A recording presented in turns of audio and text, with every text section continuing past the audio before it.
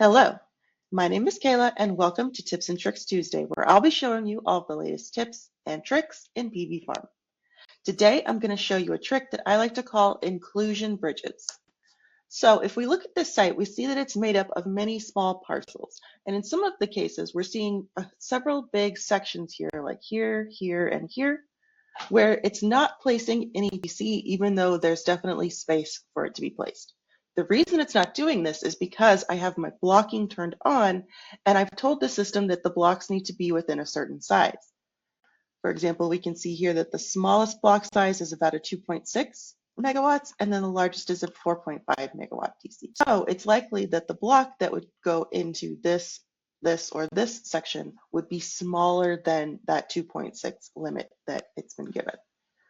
A little trick to how to make this happen is we're going to create a bridge between those sections to tell it where it's allowed to cross over the boundaries.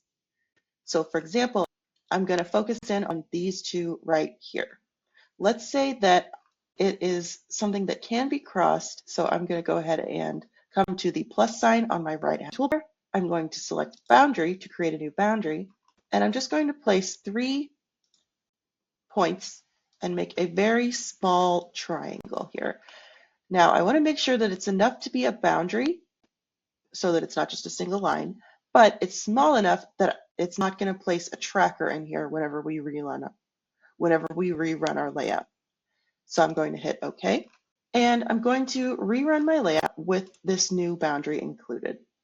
And we see that now it has placed a block there because using both of these boundaries combined is enough space to place a block there. But now here's our final result, where I've added some inclusion boundaries throughout my project, and I've been able to focus in on where I want my blocks to cross. So for example, I can tell it that it's okay to cross here. It can make that block 12 expand beyond where that boundary is. Or up here, where I'm telling it that it's okay for block 4 to come up into this boundary here. Or another example is maybe I could have combined these two boundaries here. It's going to depend on your project. Inclusion bridges are going to be a powerful tool in figuring out the best layout for your project. So I hope this helps, and I'll talk to you next week.